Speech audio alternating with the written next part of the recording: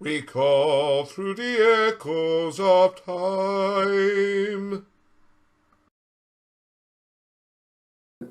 Etruscan in Italy. It's the same alphabet.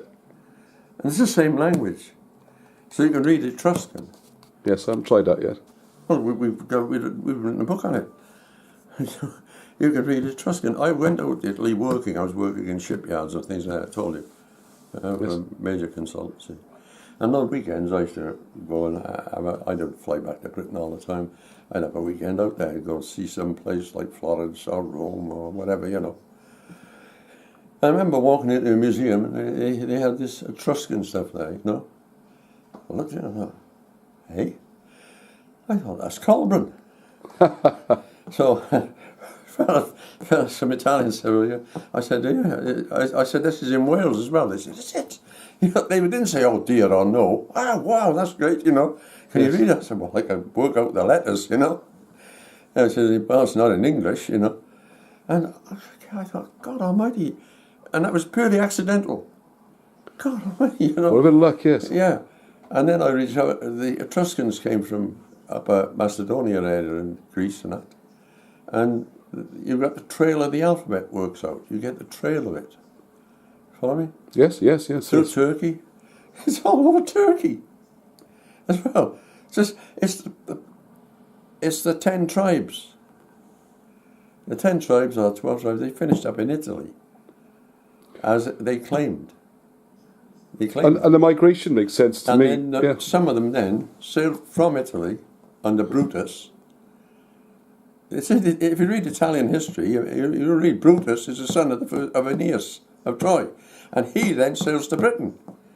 So you've got Trojans in Italy, bringing another Trojan mob.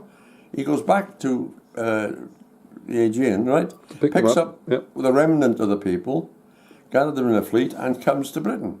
It all works like a charm. And the alphabet, it's everywhere. It's so simple, you know. You could teach a 14-year-old to do it. Give them a dictionary and, you know, might not get it right every time, but you could teach people to do it. And the idea that you'd have these inscriptions that no one could read, in a language that never existed, I mean, it's gibberish, gobbledygook. Yeah, the migration makes sense to me because why the speakers haven't stayed there, isn't it? They've moved on. You know, they got the stones. They can't understand them, could they? You know, they're people. Well, in Macedonia there as well. There is inscriptions, so it looks like the Macedonians were, you know, and it's all through Turkey, all through Turkey. The Etruscans, we could read it, no problem at all. When I say no problem, you got to take your time, but you know, you can read the Etruscan untranslatable inscriptions. And you can read the stuff in Macedonia. So if we go forward a bit, they comes on to Colburn, and then the language moves again. Yeah, you can find more traces. Yeah. Well, the Colburn alphabet. The subject of Madoc and that kind of thing. Enables you to read these other things. You see, it's the Colburn alphabet gives you the clue of how to read the others as you go back in time. And then we found that 3 people had said, "Look, you want to read the hieroglyphs in Egypt? Use Khumric Welsh." One was a man, then a lady, and then another man, and they were howled down by the. But going forward in time as well, by the superior English. Yes, we get the American side of it as well. Then, don't we? You find you reckon you can read you can read the Egyptian hieroglyphs. 3 people said you can read the hieroglyphs using Welsh. They did. A man around 1820ish, 1850ish, 1870. Look, you can read these hieroglyphs. They were shouted down. No. We tried it out. You can read the hieroglyphs in Welsh. It's easy. So what the hell's going on?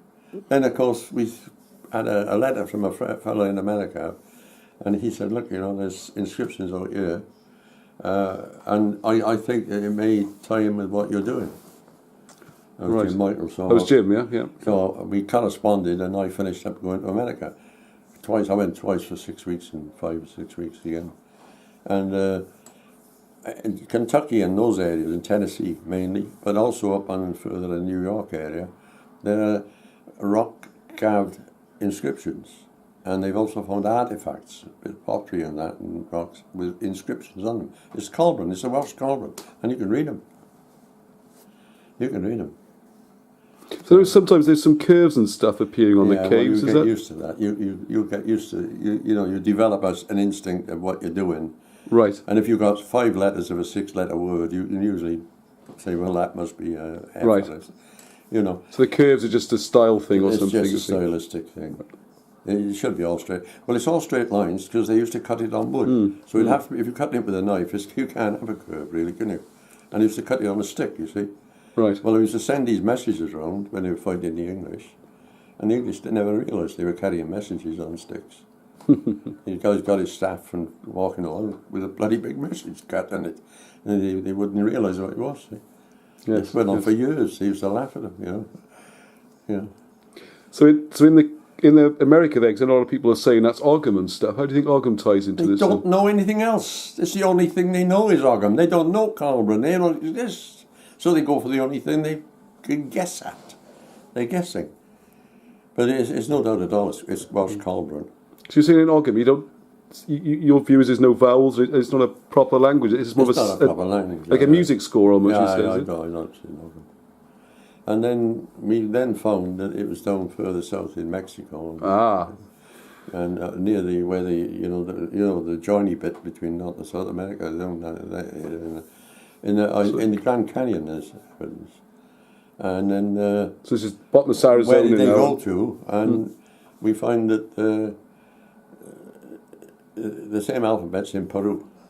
And they had ancient books in Peru, when the Spanish got there. Yeah. Amazing. And these books were taken to Spain. And they're probably in the Estoril in Spain. Well, they'll be written in Colburn. Amazing. So I've tried to find out... And you think there might be Bibles as well, you said, wasn't it? They probably are Bibles. So I would... I'm trying to get the money together. I'd like to go to Spain, to the Estoril, Palace Library, and have a look. Is that Madrid, is it? Or? I think it's Madrid, yeah. So if you could get... I wrote to Spain a few times and asked any chance of a few photostats, but they never even replied. Well, I'll see if any of our viewers can try in Spanish, or maybe got someone in Spain, or we'll... It's not Spanish. It's... No, but to write the letter. The letter's got to be Spanish, perhaps, that's what I mean, not the translation. We need to have a view of some of the pages of the books that were found in Peru, of the Inca. So I've never heard of these. They seem to get up pretty quiet. Where did you hear about these books then? I read your records. The Inca were only in Peru 18 generations before the Spanish got there. Right. Well, you take it 7 generations is 200 years, it's about 500 years. So at the most, really, isn't it? At the most. Yeah. So they actually then invaded, and they were, I think, 12 tribal districts. And these separate little tribes were... We love 12, don't we?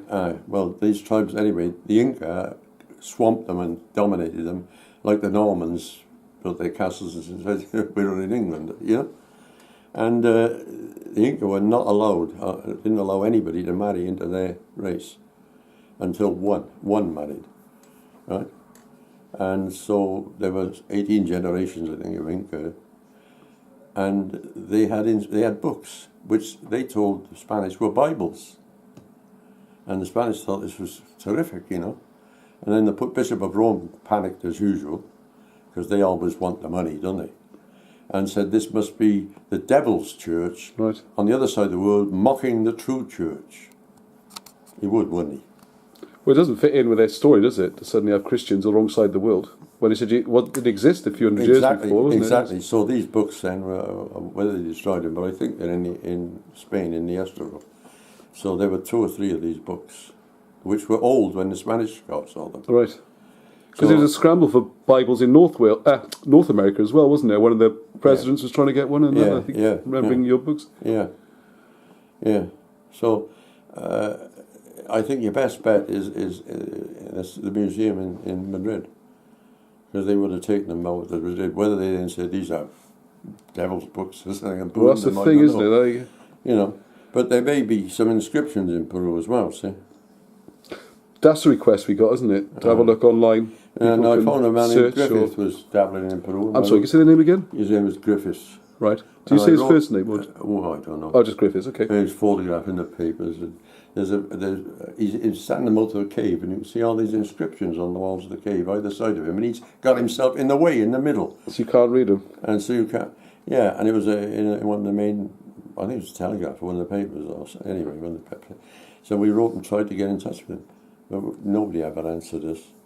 And there are also inscriptions in New Zealand. Yeah, that's what some people do. And there are some vague little inscriptions and drawings of a white man with a long gown in Australia. Yes. On the northern coast. Because that comes up to another story, isn't it? So